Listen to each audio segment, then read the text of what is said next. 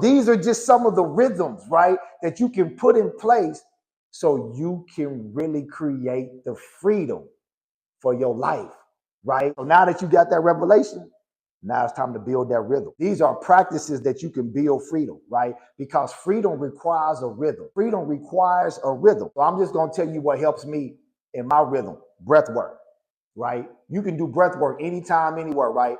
5 breaths in. So something real simple. You hold for 2 seconds. Blow out for 6 or 7. Breath work, breath work. Getting in tune with your breath work, right?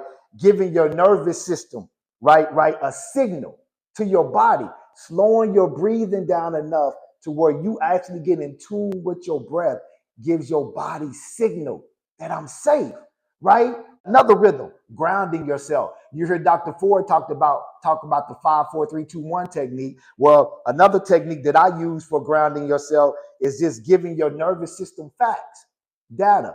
You hear me always talk about separating the story from the facts, right? So grounding yourself with the facts, with the truth about your situation, not the story. How do you know when you're telling yourself a story? Because the story always starts with what if? What if this don't happen? What if this don't happen? What if? What if? What if? So every time you're talking to yourself, if you're always starting off with what if, that's the story, good people. Because facts and truth never start off with what if. They never start off with what if. Facts and truth always start off with this is what it is. This is where I am. This is what happened. This is what they said. Facts, truth. If you're starting off with what if, that's the story, good people. Another way you ground yourself, self-awareness. Self-awareness, like Dr. Ford said, self-awareness on another level. So what I mean by self-awareness, what am I feeling in this moment?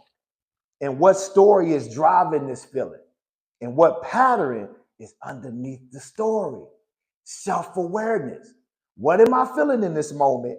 What story is driving the feeling? What story have I attached to this feeling?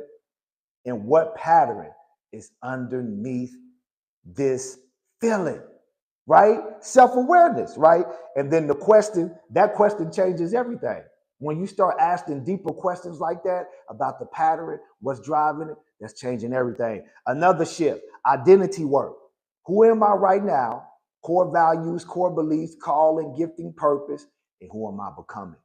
Identity work. Dirty BU network, baby, where identity meets nervous system. So these are just some of the rhythms, right, that you can put in place so you can really create the freedom for your life, right?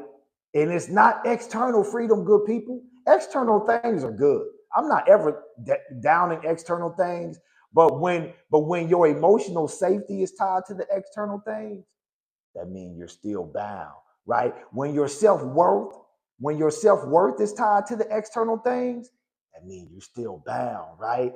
You cannot tie your worth, your identity to anything outside of you. That always comes from inside of you. And if you truly want real freedom, man, you got to understand your identity, good people.